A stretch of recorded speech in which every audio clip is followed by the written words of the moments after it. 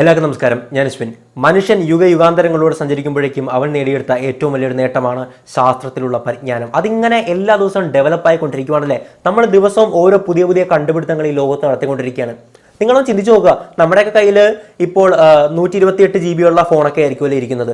ഒരു കുറച്ച് വർഷങ്ങൾക്ക് മുമ്പ് വരെ ഒരു 5 MB ഹാർഡ് ഡിസ്ക് എന്ന് പറയുന്നത് ഒരു വലിയൊരു മുറി നിറച്ച് വെക്കാനുണ്ടായിരുന്നു. ഇന്ന് 1 TB അഥവാ 1 ടെറാബൈറ്റ് സ്റ്റോറേജ് ഒരു മെമ്മറി കാർഡിലേക്ക് ഒതുങ്ങിയിരിക്കുകയാണ്. 1 TB മെമ്മറി കാർഡൊക്കെ ഇന്ന് മേടിക്കാൻ കിട്ടും. അപ്പോൾ എത്ര പെട്ടെന്നാണല്ലേ ഡെവലപ്പ് ചെയ്ത് പോകുന്നത്. നമുക്കൊരാളെ വേറൊരാളോട് സംസാരിക്കാം, അവരുമായിട്ട് വീഡിയോ കോൾ ചെയ്യാം, വേറൊരു സ്ഥലത്തേക്ക് പറന്ന് വിമാനത്തിൽ പോവാം. അങ്ങനെ ശാസ്ത്രം ഓരോ ദിവസവും ഡെവലപ്പ് ചെയ്തുകൊണ്ടിരിക്കുകയാണ്. അത് ഭയങ്കര ഒരു സംഭവമാണ്. ഈ ഒരു ശാസ്ത്ര സാങ്കേതിക വിദ്യകൾ മനുഷ്യൻ നേട്ടം കൈവരിച്ചുകൊണ്ടിരിക്കുമ്പോഴേക്കും നമുക്ക് വിസ്മരിച്ച് കളയാൻ പറ്റാത്ത ഒരു ബ്രാഞ്ചാണ് മെഡിക്കൽ സയൻസ് എന്നുള്ളത്, അല്ലേ. ഒരു രക്ഷയില്ലാത്തൊരു സംഭവം തന്നെയാണ്. അതുകൊണ്ട് തന്നെയൊക്കെയാണ് നമ്മൾ ഇന്ന് പലരും ജീവിച്ചിരിക്കുന്നത് തന്നെ. അല്ലെങ്കിൽ എന്നെ ചിലപ്പോൾ വല്ല അസുഖം വന്നോ അല്ലെങ്കിൽ എന്തെങ്കിലും ഗുരുതരമായ പ്രശ്നങ്ങൾ വന്നോ തട്ടിപ്പോയനെ. നിങ്ങൾ ജസ്റ്റ് ഒന്ന് ചിന്തിച്ചാൽ മതി, ഒരു 100 വർഷം മുമ്പ് നമ്മുടെ ചികിത്സാ രീതി എങ്ങനെയായിരുന്നു, അത് ഇന്ന് എവിടെ എത്തി നിൽക്കുന്നെന്ന്. ഇന്ന് എന്തൊക്കെ തരം കാര്യങ്ങളാണ് മെഡിക്കൽ സയൻസ് സംഭവിക്കുന്നത്, അല്ലേ. ഇവിടെ മുഖം വരെ മാറ്റിവെക്കാൻ പറ്റുന്നു, ഹൃദയം മാറ്റിവെക്കുന്നു, കിഡ്നി, അതുപോലെ ലിവർ, കുടല്, കാല്, കൈ, ഇതെല്ലാം വേറൊരാളുടെ ശരീരത്തിൽ നിന്ന് വേറൊരാളുടെ ശരീരത്തേക്ക് വച്ച് പിടിപ്പിക്കാൻ പറ്റുന്നു. മണിക്കൂറുകൾ നീണ്ട ഓപ്പറേഷൻസ്, ഒരു കൂടിയ തരം ക്യാൻസറുകൾ വരെ നമ്മളിന്ന് ചികിത്സിച്ച് ഭേദമാക്കാൻ സാധിക്കുന്നുണ്ട്, അല്ലേ. അങ്ങനെ നോക്കുവാണെങ്കിൽ മെഡിക്കൽ സയൻസ് എന്ന് പറയുന്നത് ഏറ്റവും ഒരു അനുഗ്രഹമാണ് ശാസ്ത്രത്തിന്റെ. കാരണം നമ്മുടെ ജീവനും അതുപോലെ തന്നെ നമ്മുടെ ആയുസ്സും അത് കൂട്ടിത്തരികയാണ്. എന്തായാലും അതൊന്നും പറഞ്ഞ് ഞാൻ വലിച്ചു കിട്ടുന്നില്ല. ഇനി ഞാൻ സംസാരിക്കാൻ പോകുന്നത് മെഡിക്കൽ സയൻസിൽ ഒരു റവല്യൂഷൻ കൊണ്ടുവന്ന, വിപ്ലവം കൊണ്ടുവന്ന ഒരു 10 കണ്ടുപിടുത്തങ്ങളെ പറ്റിയാണ്. അതെന്ന് പറയുന്നത് ചെറിയൊരു കാര്യമായിട്ട് തുടങ്ങിയതാണ്, പക്ഷേ അത് കാരണം ഇന്ന് ഒരുപാട് പേർക്കാണ് ആ ഒരു സംഭവങ്ങൾ ഗുണം ചെയ്തിട്ടുള്ളത്. ഭയങ്കര ഒരു റവല്യൂഷൻ ആയിരുന്നു. നമുക്ക് അതിലേക്ക് വരാം.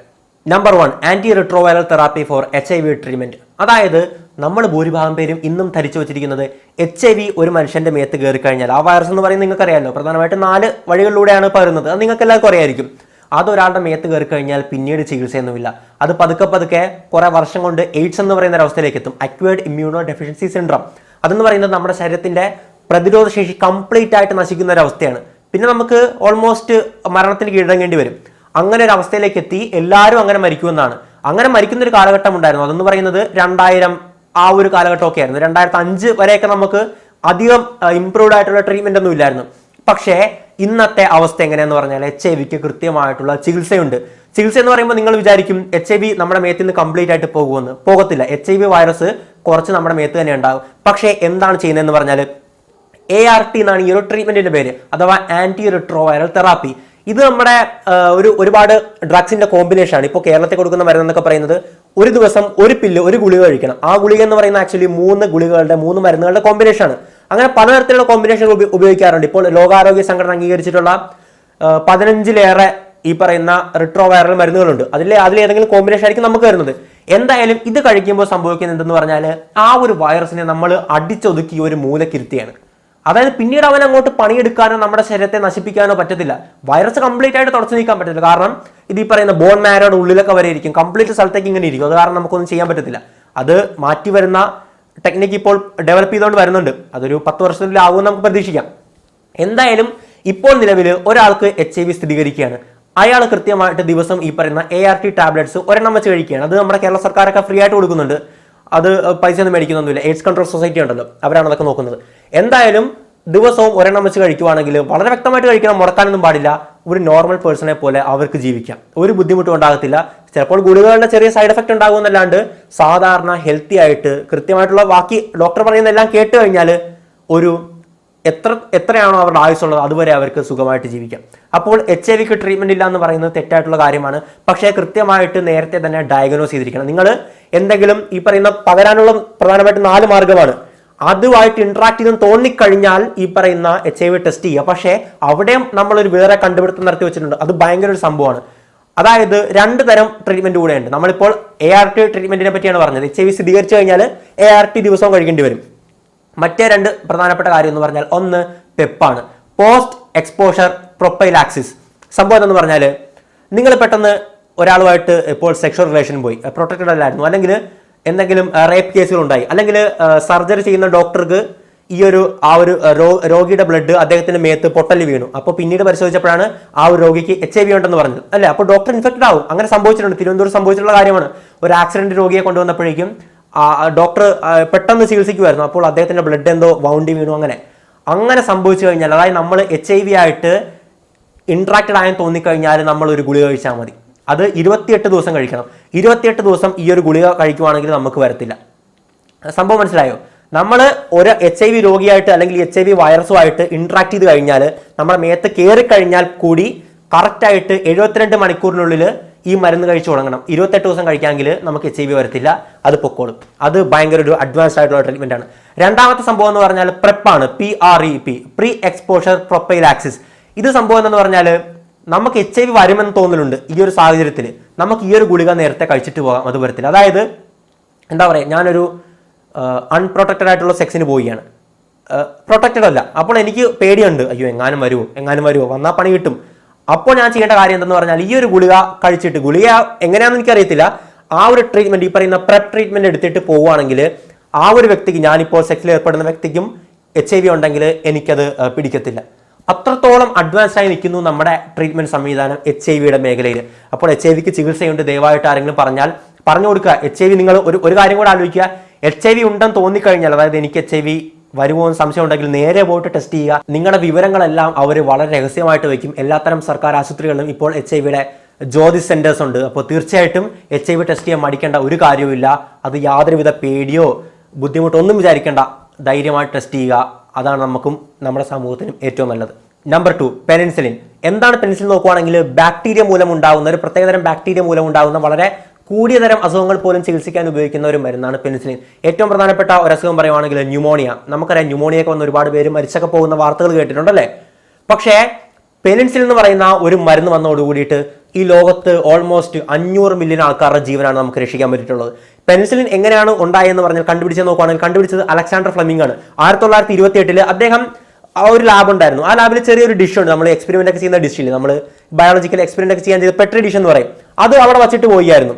തിരിച്ചു നോക്കിയപ്പോഴേക്കും അദ്ദേഹത്തിന് മനസ്സിലായി കുറച്ച് സ്ഥലത്ത് മാത്രം ബാക്ടീരിയകൾ വളർന്നിട്ടുണ്ട്, ആ ഡിഷിന്റെ കുറച്ച് ഭാഗത്ത് ബാക്ടീരിയ വളരുന്നില്ല, അവിടെ അവർക്ക് വളരാൻ പറ്റുന്നില്ല. അത് എങ്ങനെയാണ് സംഭവിച്ചതെന്ന് പറഞ്ഞാൽ ആ ഒരു ഡിഷിന്റെ ആ ഭാഗത്ത് ആക്സിഡന്റൽ ആയിട്ട് പെനിൻസിലിൻ എങ്ങനെ അവിടെ വന്നിട്ടുണ്ടായിരുന്നു. അപ്പോൾ അദ്ദേഹത്തിന് പരിശോധിച്ചപ്പോൾ മനസ്സിലായി ഈ ഒരു പെനിൻസിലിന്റെ പ്രസൻസ് കൊണ്ടാണ് അവിടെ ബാക്ടീരിയയ്ക്ക് വളരാൻ പറ്റാത്തത്. ഈ ഒരു പെട്രി ഡിഷ് എന്ന് പറഞ്ഞാൽ എന്താണെന്ന് മനസ്സിലായല്ലോ, ഈ ഫോട്ടോ നിങ്ങൾക്ക് ഇവിടെ കാണാം. എന്തായാലും ആ ഒരു സാധനമാണ് പിന്നീട് ഡെവലപ്പ് ചെയ്ത് പെനിൻസിലിൻ എന്ന് പറയുന്ന ഒരു മരുന്നാക്കി മാറ്റിയത്.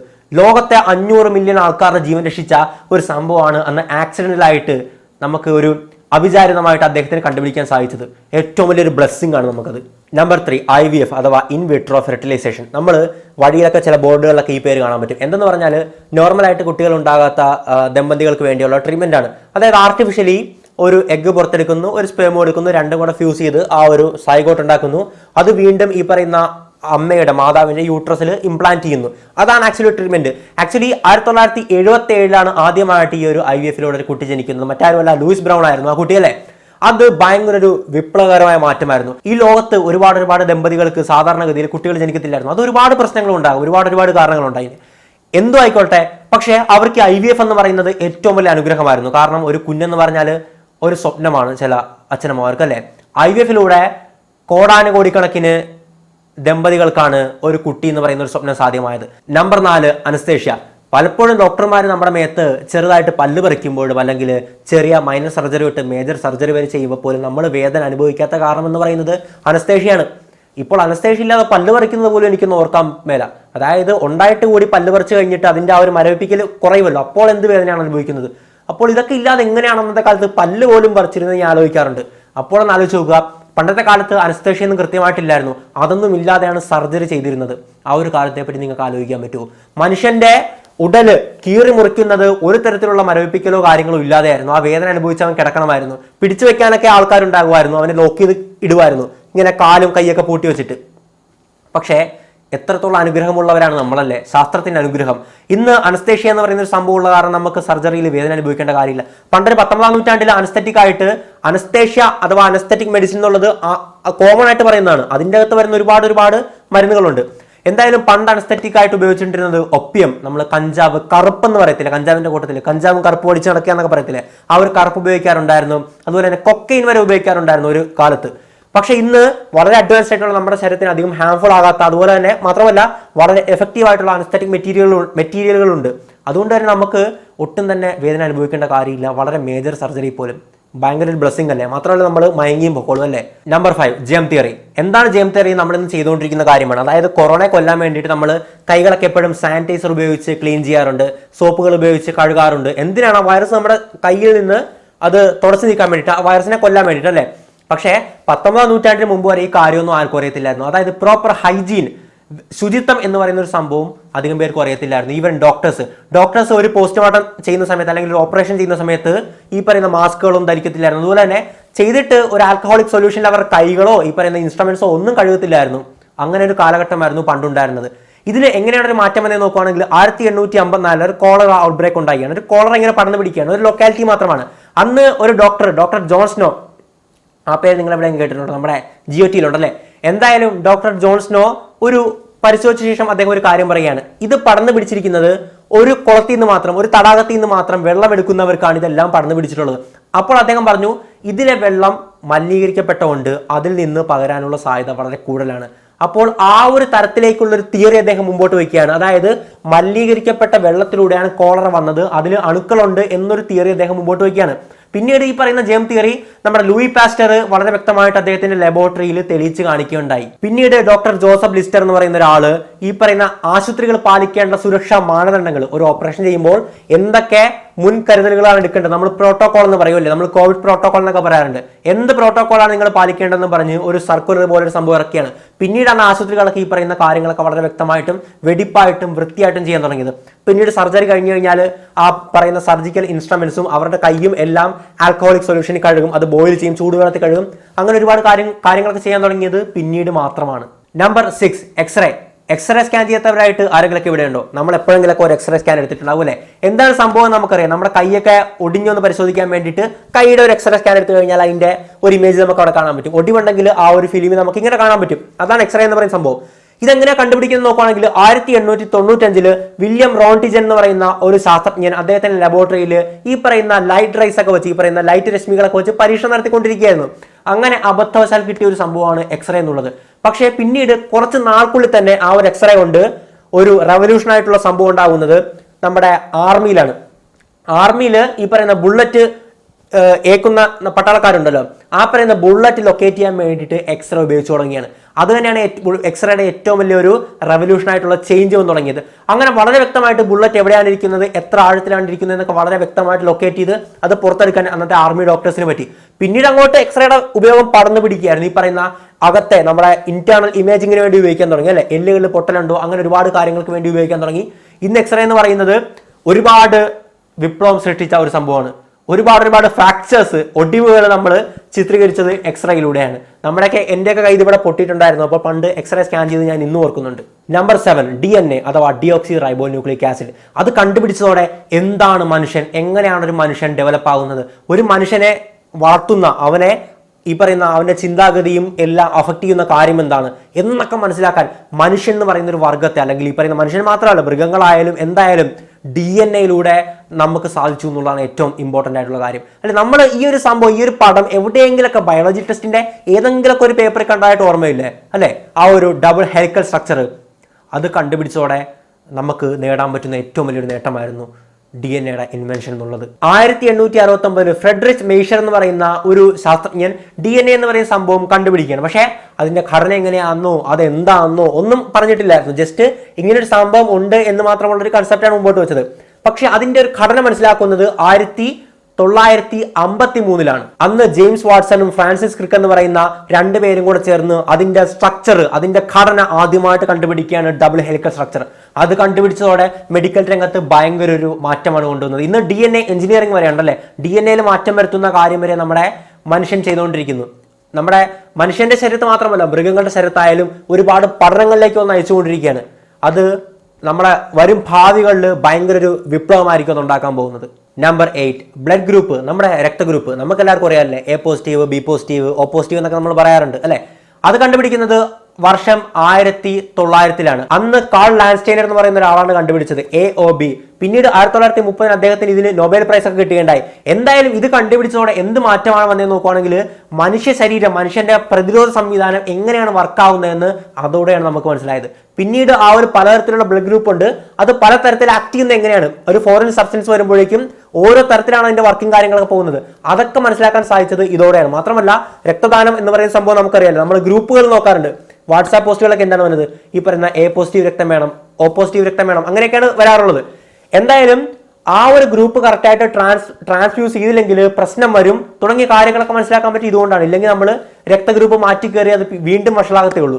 അപ്പോൾ അതായത് നിങ്ങളൊന്ന് ആലോചിച്ച് നോക്കുക, ഒരു ദിവസം നമ്മുടെ കേരളത്തിൽ പോലും എത്രത്തോളം രക്തദാനമായിരിക്കും നടക്കുന്നത്, അല്ലെ, ബ്ലഡ് ട്രാൻസ്ഫ്യൂഷൻ ആയിരിക്കും നടക്കുന്നത്. അപ്പോൾ ഈ ലോകത്ത് എന്തോരം നടക്കുന്നുണ്ട്, അതൊക്കെ ഇദ്ദേഹം കാരണമാണ് സംഭവിച്ചത്. ഒരു രോഗി പ്രധാനമായിട്ടും അവൻ്റെ ശരീരത്തിന് വേണ്ടത് രക്തമാണല്ലേ, അത് മിക്ക കേസുകളിലും, മിക്ക സർജറി കേസുകളിലൊക്കെ വരാറുണ്ട്. അപ്പോൾ എന്ത് വിപ്ലവമാണ് സൃഷ്ടിച്ചതെന്ന് ആലോചിച്ച് നോക്കുക. Number 9, smallpox vaccine.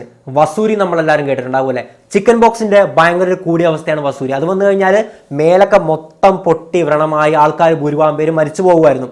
ഒരുപാട് പണ്ട് ഈ പറയുന്ന വാക്സിൻ കണ്ടുപിടിക്കുന്ന മുമ്പ് നമ്മുടെ കേരളത്തിലായാലും ലോകത്തെവിടെയായാലും ഒരുപാട് ആൾക്കാർ, മില്യൺസ് ഓഫ് ആൾക്കാർ ഈ പറയുന്ന വസൂരി വന്നിട്ട് ദാരുണമായിട്ട് വളരെ ബുദ്ധിമുട്ടുന്ന അവസ്ഥയിലൂടെ മരിച്ചു വീണിട്ടുണ്ട്.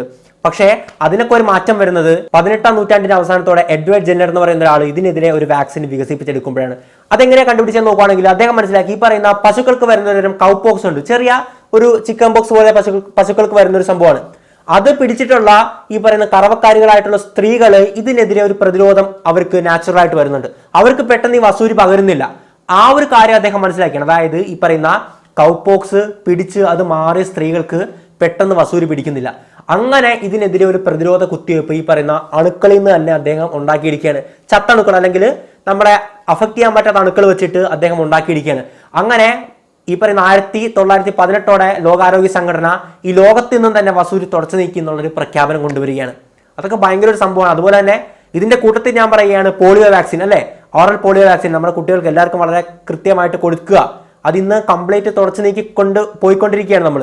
പക്ഷെ അതിനിടയ്ക്ക് ആരെങ്കിലും കൊടുക്കാതിരുന്ന് അത് പടർന്നു പിടിച്ചു കഴിഞ്ഞാൽ അത് ഭയങ്കര ഒരു പരിതാപകരമായ അവസ്ഥയായിരിക്കും. നമ്മുടെ കുട്ടികൾക്ക് എല്ലാ തരത്തിലുള്ള കുത്തിവെപ്പുകളും വളരെ വ്യക്തമായിട്ട് എടുക്കുക, അതിൽ ഒരു മടിയും വിചാരിക്കേണ്ട. Number 10, insulin. ഞാൻ നേരത്തെ ആദ്യം പറഞ്ഞത് പെനിസിലിനായിരുന്നു, ഇത് ഇൻസുലിൻ. എന്താണ് ഇൻസുലിൻ നോക്കുവാണെങ്കിൽ ഷുഗർ, നമ്മുടെ ഷുഗർ എന്ന് പറയുന്ന വളരെ കോമൺ ആയിട്ട് നമ്മളെല്ലാവരും കേൾക്കാറുള്ള അസുഖമുണ്ടല്ലോ, അതിനെ കൺട്രോൾ ചെയ്യാൻ വേണ്ടിയിട്ട് ഈ പറയുന്ന ലോകവ്യാപകമായിട്ട് ഏറ്റവും എഫക്റ്റീവായിട്ട് ഉപയോഗിക്കുന്ന മരുന്നാണ് ഇൻസുലിൻ. ഡയബറ്റീസ്, അല്ലേ, രണ്ട് തരത്തിലുള്ള ഡയബറ്റീസ് ഉണ്ട്, diabetes mellitus, diabetes insipidus. Father of insulin അറിയപ്പെടുന്നത് ജെറാൾഡ് ജെറി എം റെവീൻ ആണ്. 1921 ഇത് കണ്ടുപിടിക്കപ്പെടുന്നത്. പക്ഷെ കണ്ടുപിടിച്ചതും ഡെവലപ്പ് ചെയ്തതൊക്കെ പല ആൾക്കാരുണ്ട്. ഒരുപാട് കോൺട്രിബ്യൂഷൻസ് ഉണ്ട്, ഒരുപാട് സയന്റിസ്റ്റുകൾ, ഒരുപാട് ഡോക്ടേഴ്സിന്റെ. എന്തായാലും ഇൻസുലിൻ കണ്ടുപിടിച്ച കാരണം ഈ ലോകത്ത് ഒരുപാട് ആൾക്കാർ ജീവനോടെ ഇരിക്കുന്നത് മാത്രമല്ല, നമ്മൾ കേട്ടിട്ടുണ്ട് ഷുഗർ ബാധിച്ച് കാല് മുറിച്ച് കളയേണ്ട അവസ്ഥ വന്നു, കൈ മുറിച്ച് കളയേണ്ട അവസ്ഥ വന്നു എന്നൊക്കെ അല്ലേ. അപ്പോൾ അതിൽ നിന്നൊക്കെ രക്ഷപ്പെടുത്താൻ പറ്റിയത് ഈ പറയുന്ന ഇൻസുലിൻ കാരണമാണ്. ശരീരഭാഗങ്ങൾ മുറിച്ച് കളയേണ്ട അവസ്ഥ പോലും തരണം ചെയ്യാൻ പറ്റിയത് അത് ഷുഗർ കുറയ്ക്കാൻ പറ്റി. അതുമായിട്ട് ഡയറക്റ്റ് ബന്ധമില്ലെങ്കിൽ നമുക്ക് ഷുഗർ കുറച്ച് അത് സ്റ്റേബിൾ ആക്കി നിർത്താൻ പറ്റിയത് ഈ ഒരു സംഭവത്തിന്റെ സഹായത്തോടെയാണ്. അപ്പോൾ ഇതൊക്കെയാണ് ലോകത്ത് വിപ്ലവം സൃഷ്ടിച്ച 10 മെഡിക്കൽ കണ്ടുപിടുത്തങ്ങൾ. ഇനിയും ഒരുപാടുണ്ട്. എന്തായാലും നമ്മുടെ ജീവൻ ഡോക്ടേഴ്സിന്റെ കയ്യിലാണ് എപ്പോഴും. ഡോക്ടേഴ്സ് ഇല്ലെങ്കിൽ നമ്മൾ ഭൂരിഭാഗം പേര് ഇന്നും ഉണ്ടാകത്ത് പോലുമില്ല. കാരണം നമ്മുടെ തലമുറയിൽപ്പെട്ടവരുണ്ടാകണമെന്നില്ല, അല്ലെ, ഒരു ബട്ടർഫ്ലൈ എഫക്റ്റ് പോലെ നമ്മൾ ഇന്ന് ഇവിടെ കാണത്തൊന്നുമില്ല. എന്തായാലും ഭൂമിയിലെ ദൈവമാണ് ഡോക്ടേഴ്സ്, നഴ്സ്, എല്ലാ തരത്തിലുള്ള ആരോഗ്യ പ്രവർത്തകരും. അവരില്ലെങ്കിൽ നമ്മളില്ല. ആ ഒരു കാര്യം തിരിച്ചറിയുക. എല്ലാ ആരോഗ്യ പ്രവർത്തകർക്കും 1 കോടി നന്ദി നേർന്നുകൊണ്ട് ഈ വീഡിയോ നിർത്തുന്നു. മറ്റൊരു വീഡിയോയിൽ മറ്റൊരു നല്ല വിഷയമായിട്ട് നമുക്ക് വീണ്ടും കാണാം. It's me Ashwin Madappally, signing out.